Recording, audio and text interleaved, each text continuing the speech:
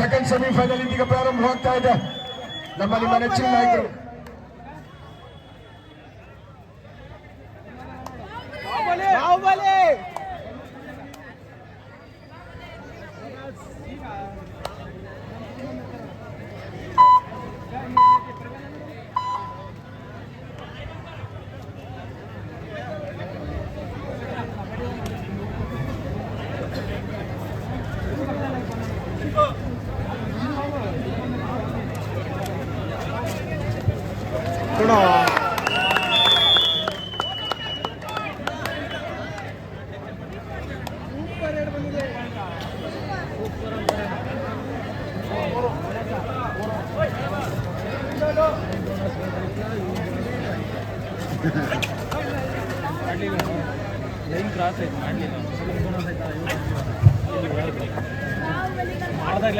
ದ್ವಿತೀಯ ಸುತ್ತಿನ ಪಂದ್ಯ ಅದರಲ್ಲೂ ದ್ವಿತೀಯ ಉಪಾಂತ್ಯ ಪಂದ್ಯದಲ್ಲಿ ಪ್ರಾರಂಭವಾಗ್ತಾ ಇದೆ. ಎರಡು ಬಲಿಷ್ಠ ತಂಡಗಳು. ಹೋಮ್ ಟೀಮ್ ಜೈ ಮಾರುತಿ ಇಲ್ಲಿ ಜೈಬೇರಿ ಬಾರಿಸಿದ್ರೆ ಮಾತ್ರ ಫೈನಲ್ ಹಂತಕ್ಕೆ ಪ್ರವೇಶ. ಮಂಚು ತಂಡದ ಪ್ರಮುಖ ಡಿಫೆಂಡರ್ ಅವರ ಭಾಗದಲ್ಲಿ ಜೈ ಮಾರುತಿ 3 ಅಂಕವನ್ನ 1 ಅಂಕವನ್ನ ಬಸವನ್ನ ಗುಡಿ.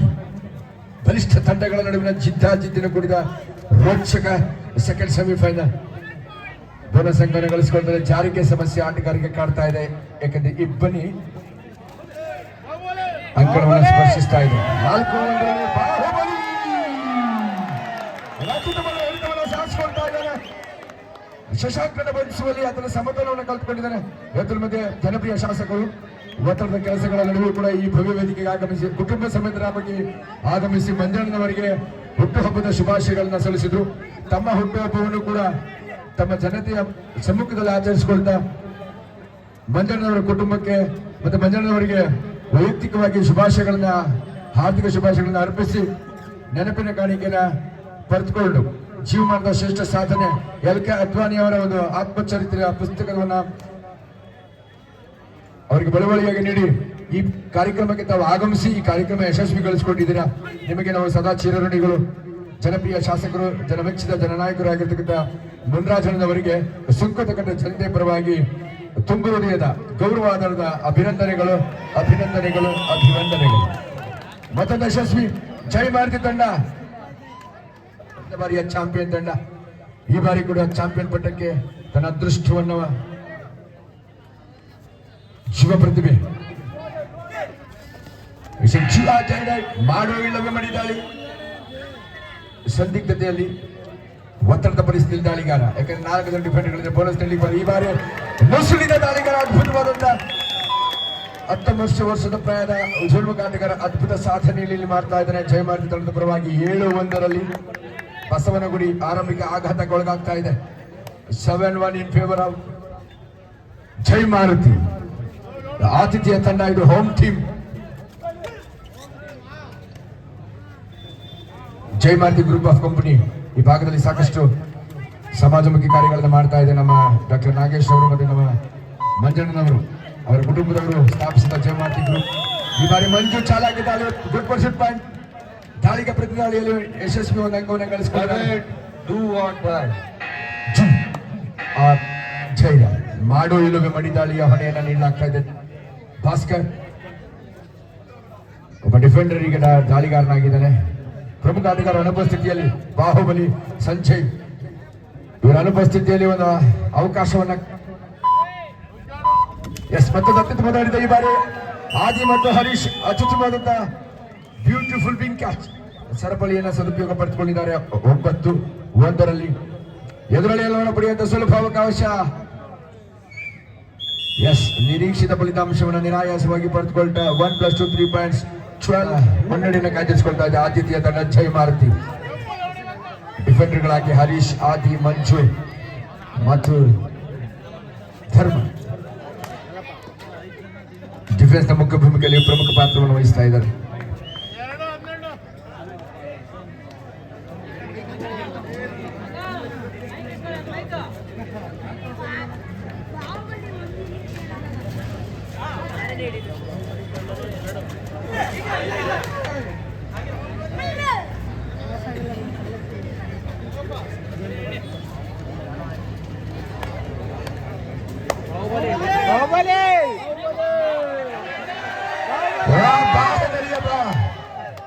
ಜನ ಕೂಗಿ ಚೀತ್ಕರಿಸಿ ಕೂಗ್ತಾ ಇದ್ದಾರೆ. ಬಾಹುಬಲಿ ತೋರು ನಿನ್ನ ಪ್ರತಾಪ. ಕಷ್ಟ ಸಾಧ್ಯವಾಗ್ತಾ ಇದೆ. ಜಯಮಾರ್ತಿಯ ಅದ್ಭುತ ಹಿಡಿತಗಾರರು ಯಶಸ್ವಿಯಾಗಿ ಆತನ ಬಂಧಿಸಿದ್ದಾರೆ. ಮತ್ತೊಮ್ಮೆ ಬಾಹುಬಲಿ ಗಾಯಾಳು ಸಮಸ್ಯೆ ಆಗುತ್ತೆ ತಂಡ.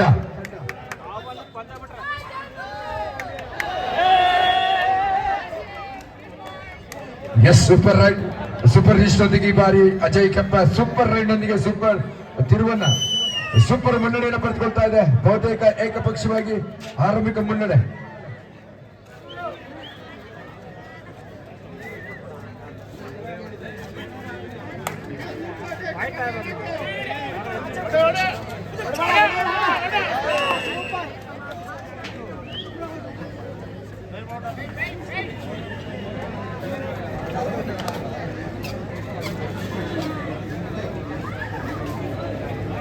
ನೋಡಿ, ಬಿಲ್ಡಿಂಗ್ ಮೇಲೆ ಪಂದ್ಯ ನೋಡಬೇಕು ಅಂತ ಸಾಕಷ್ಟು ಜನ ನಿಂತಿದ್ರೆ ಸ್ವಲ್ಪ ನಿಮ್ಮ ಬಗ್ಗೆ ಎಚ್ಚರಿಕೆ ಇರಲಿ ದಯವಿಟ್ಟು. ಹಾಗೆ ವಿದ್ಯುತ್ ತಂತಿಗಳು, ವಿದ್ಯುತ್ನ ಸಂಪರ್ಕ ಒಳಗಿರ್ತಕ್ಕಂಥವನ್ನ ದಯವಿಟ್ಟು ಯಾರೋ ಮಕ್ಕಳಾಗಲಿ ಇನ್ನೊಬ್ಬರಲ್ಲಿ ಮುಟ್ಟಬಾರ್ದು. ಎಚ್ಚರಿಕೆಯಿಂದ ನಿಮ್ಮ ಬಗ್ಗೆ ಎಚ್ಚರಿಕೆ ವಹಿಸಬೇಕು. ನಿಮ್ಮ ಅಮೂಲ್ಯ ವಸ್ತುಗಳ ಬಗ್ಗೆ ಕೂಡ ಎಚ್ಚರಿಕೆ ಇರಲಿ ಅಂತೇಳಿ ನಾನು ಆತ್ಮೀಯವಾಗಿ ಮನವಿಯನ್ನು ಮಾಡ್ಕೊಳ್ತಾ ಇದ್ದೀನಿ.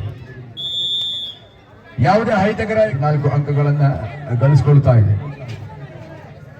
ಮಂಜು ದಾಳಿ ವಿಭಾಗದಲ್ಲಿ ಇತ್ತೀಚೆಗೆ HKPL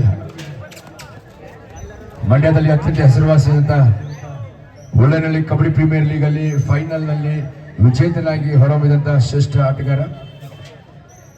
HKPL ಮೈಸೂರು ಮತ್ತು ಮಂಡ್ಯ ಭಾಗದ ಆಟಗಾರರು ಭಾಗವಹಿಸಿ ಒಂದು ಅದ್ಭುತವಾದ ಕ್ರೀಡಾಕೂಟವನ್ನು ನೆರವೇರಿಸುತ್ತಾರೆ ಪ್ರತಿ ವರ್ಷ. ಆ ಪ್ರತಿಷ್ಠಿತ ಪಂದ್ಯಾವಳಿಯ ಚಾಂಪಿಯನ್ ತಂಡವಾಗಿತ್ತು. ಜಯಮಾರ್ತಿ ತಂಡವನ್ನು ಪ್ರತಿನಿಧಿಸಿದ ಕಳೆದ ಬಾರಿಯ ಚಾಂಪಿಯನ್ ತಂಡ ಮತ್ತೆ ಚಾಂಪಿಯನ್ ಪಟ್ಟಕ್ಕಾಗಿ ಆದಿಪಡೆ.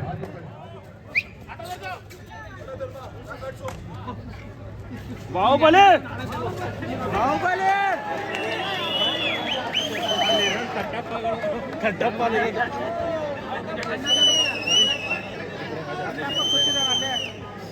ಶಶಿಯವರು ಕಳೆದ ಬಾರಿ ಸಾರಥ್ಯದಲ್ಲಿ ನಡೆಸಿದ ಶಶಿಕುಮಾರ್ ಅವರು ಆಗಮಿಸಿದ ಅವರಿಗೆ ಅಭಿನಂದನೆಗಳು.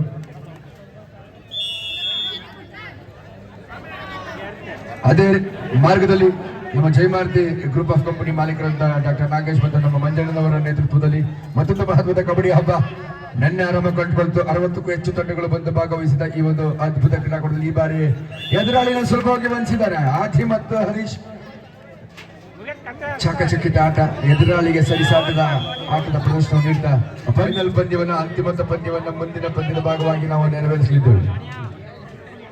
ಈ ಸೆಮಿಫೈನಲ್ ಸೋತ ತಂಡಗಳು 3 ಮತ್ತು 4 ಸ್ಥಾನಕ್ಕೆ ಸಮಾಧಾನಕರ ಬಹುಮಾನವನ್ನು ಪಡೆದುಕೊಳ್ತಾ ಸೂಪರ್ ಟೈಮ್ನ ನಾವು ನೋಡಿದ್ವಿ. ಜಿಂಕೆಯಿಂದ ಜಿಗಿದ ಆದ್ರೆ ಗುರಿಯ ಗೆರೆಯತ್ತ ದಾಟುವಲ್ಲಿ ವಿಫಲನಾಗ್ತಾ ಯುವ ಕಿಲಾಡಿ. 22-4 ಇನ್ ಫೇವರ್ ಬಾಹುಬಲಿ ಈ ಪಂದ್ಯದಲ್ಲಿ ಮಂಗಾಗಿದ್ದಾರೆ. ಕಳೆದ ಪಂದ್ಯದಲ್ಲಿ ಅವರ ಆರ್ಭಟ ಅದ್ಭುತವಾಗಿತ್ತು. ಈ ಪಂದ್ಯದಲ್ಲಿ ಜಯಮಾರ್ತಿ ವಿರುದ್ಧ ಅವರ ಆಟ ನಡೆದಿಲ್ಲ. ಈ ಬಾರಿ ಒಂದು ಅಂಕವನ್ನು ಗಳಿಸಿಕೊಳ್ತಾ ಹರೀಶ್ ಅವಶ್ಯಕತೆ ಇಲ್ಲದ ಪ್ರಯತ್ನಕ್ಕೆ ಕೈ ಹಾಕಿದ್ರು. ಬಾಹುಬಲಿ ಒಂದು ಅಂಕವನ್ನು ಗಳಿಸಿಕೊಳ್ತಾ 22-5 17 ಅಂಕಗಳ ಅಂತರ. ದಾಳಿ ವಿಭಾಗದಲ್ಲಿ ಕೆಂಪ ಜೂನಿಯರ್ ಸೆಕ್ಷನ್ ಅಲ್ಲಿ ಕರ್ನಾಟಕ ರಾಜ್ಯವನ್ನು ಪ್ರತಿನಿಧಿಸಿದ ಪ್ರತಿಭೆ, ಉತ್ತಮ ಅನುಭವಿ ಹಿರಿಯ ಕಿಲಾಡಿ ಕೂಡ. ಸಾಕಷ್ಟು ರಾಜ್ಯ ರಾಷ್ಟ್ರ ಮಟ್ಟದ ಕ್ರೀಡಾಕೂಟದಲ್ಲಿ ಭಾಗವಹಿಸಿದ ಅನುಭವ ಆತನಲ್ಲಿ ಮೈಗೂಡಿದೆ. ಅನುಭವ ನಮಗೆ ಮತ್ತೆ ಬಾಹುಬಲಿ ಸಿಡಿದೇಳಬೇಕಾಗಿದೆ. ಬಾಹುಬಲಿ ಜೋರ ಚಪ್ಪಾಳೆ ಚಿತ್ಕಾರ ಬರಲಿ. ಏನಾದ್ರು ಆತ ಅದ್ಭುತ ಆಟಗಾರ, ದಾಳಿಗಾರ ಅಂತ ಗೊತ್ತು. ಡಿಫೆನ್ಸ್ ಅನ್ನು ಅದ್ಭುತವಾಗಿ ಕಾಯ್ದಿಟ್ಟುಕೊಳ್ತಾ ಇದೆ. ಹರೀಶ್, ಆದಿ, ಮಂಜು ಮತ್ತು ಧರ್ಮ ಡಿಫೆಂಡರ್ಗಳಾಗಿ ಉತ್ತಮವಾಗಿ ತಂಡವನ್ನು ಮುನ್ನಡೆಸ್ತಾ ಎಚ್ಚರಿಕೆಯ ಆಟದ ಪ್ರದರ್ಶನ. 22-5 Jayamaruthi home team leading by 17 points at this stage. ಈ ಅವಧಿಯಲ್ಲಿ 17 ಅಂಕಗಳ ಅಂತರದ ಸ್ಪಷ್ಟ ಮುನ್ನಡೆಯನ್ನು ತಂದಾಗಿಸಿಕೊಳ್ತಾ ಇದೆ. ಇನ್ನೊಂದು ಪಂದ್ಯ ಬಾಕಿ ಇದೆ. ಅಂತಿಮೋತ್ತಮ ಪಂದ್ಯ ಸಿಂಗುತ್ಕಟ್ಟೆ ಚಾಂಪಿಯನ್ಸ್ ಟ್ರೋಫಿ 2023ರ ಪ್ರತಿಷ್ಠಿತ ಪಂದ್ಯಾವಳಿಯ ಫಲಿತಾಂಶ ಪ್ರಕಟಿಸುವ ಅಂತಿಮೋತ್ತಮ ಪಂದ್ಯಕ್ಕಾಗಿ ಕ್ಷಣಗಳನ್ನೇ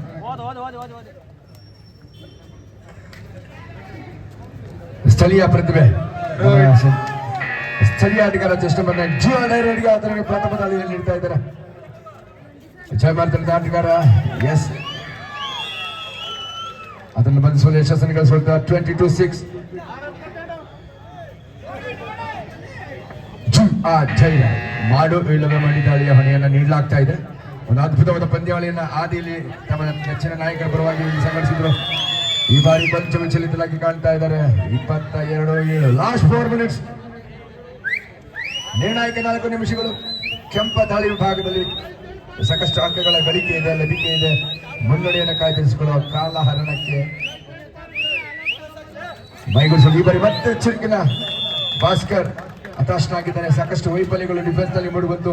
ಕಳೆದ ಪಂದ್ಯದಲ್ಲಿ ಉತ್ತಮ ಡಿಫೆನ್ಸ್ ಇದ್ದು ಈ ಬಾರಿ ಸಾಕಷ್ಟು ನ್ಯೂನತೆಗಳಿಂದ ಕೂಡಿದ ಡಿಫೆನ್ಸ್. ಬಹುತೇಕ ಈ ಪಂದ್ಯದಲ್ಲಿ ಬಾಹುಬಲಿಯನ್ನು ಬಂಧಿಸುವ ಪ್ರಯತ್ನ ಈ ಬಾರಿ ವಿಫಲವಾಗ್ತಾ ಇದೆ. ಆದಿ ಈ ಸಾರಿ ಪ್ರಥಮ ಬಾರಿಗೆ ಅಂಕಣದ ಹೊರ ನೀಡಿತಾ ಇದ್ದಾನೆ ಡಿಫೆಂಡರ್ ಆಗಿ.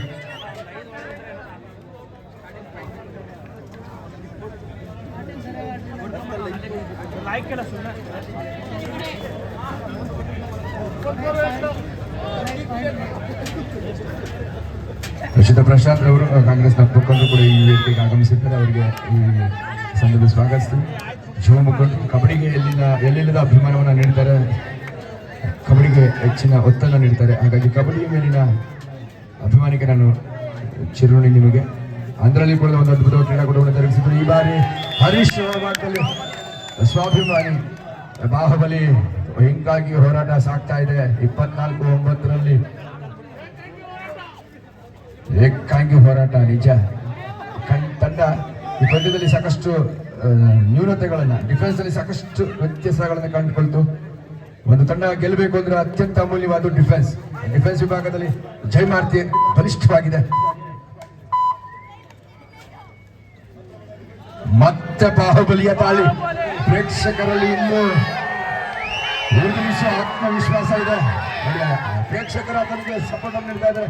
ಮತ್ತೆ ತೀಕ್ಷ್ಣ ಪ್ರತಿಕ್ರಿಯೆಯೊಂದಿಗೆ, ತೀಕ್ಷ್ಣ ದಾಳಿಯೊಂದಿಗೆ ಒಂದು ಅಂಕ ಗಳಿಸಿಕೊಳ್ತಾ ಮಂಜು ತಂಡದ ಪ್ರಮುಖ ಡಿಫೆಂಡರ್. ಎದುರಲ್ಲಿ ಅಲನ ಪಡೆಯುವಂತ ಅವಕಾಶ ಇದೆ. ಬಾಹುಬಲಿ ಒಳಭಾಗದಲ್ಲಿ ಇದ್ದಾರೆ. ಸಮಯ ಸಮೀಪಿಸಿಯಾಗಿದೆ ಸಾಕಷ್ಟು.